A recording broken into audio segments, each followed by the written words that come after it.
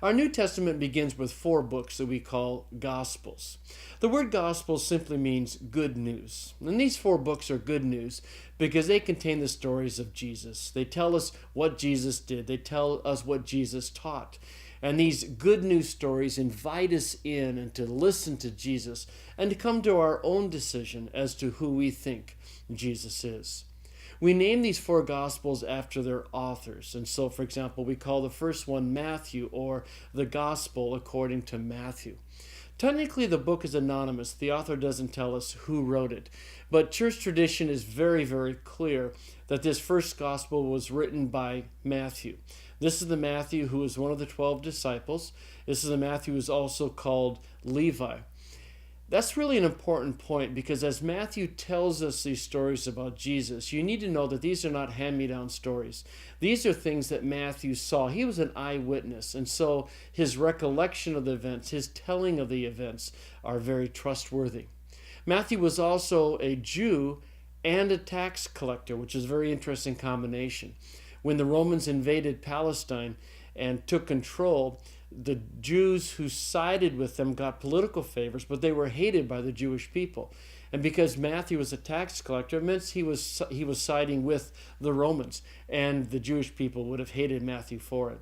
It's really interesting to me that when Jesus chose his 12 disciples, he didn't choose 12 people that would all get along, would all have the same beliefs.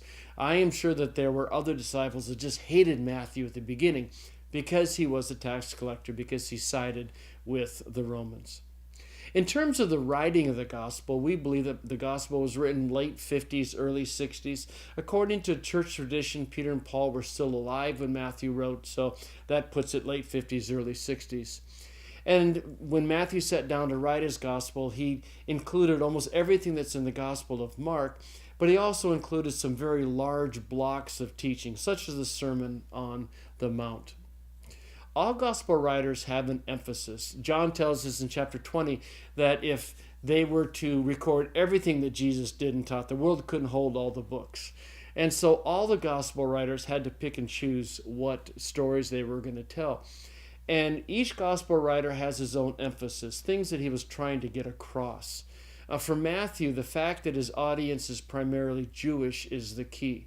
And so what you find in the Gospel of Matthew, along with all the normal stories, you see Matthew trying to show the people, trying to show us that in fact Jesus was the Messiah, that he is the Christ, that he is the promised Davidic king, that he was ushering in the kingdom of God. These are hopes and desires that resonate throughout the Old Testament and throughout the Jewish people. And Matthew wants them to see that Jesus is this long-awaited king and that God's kingdom had now come to earth. This is one of the reasons that prophecy is so important to Matthew. And time after time after time, Matthew is pointing out how Jesus fulfilled prophecy.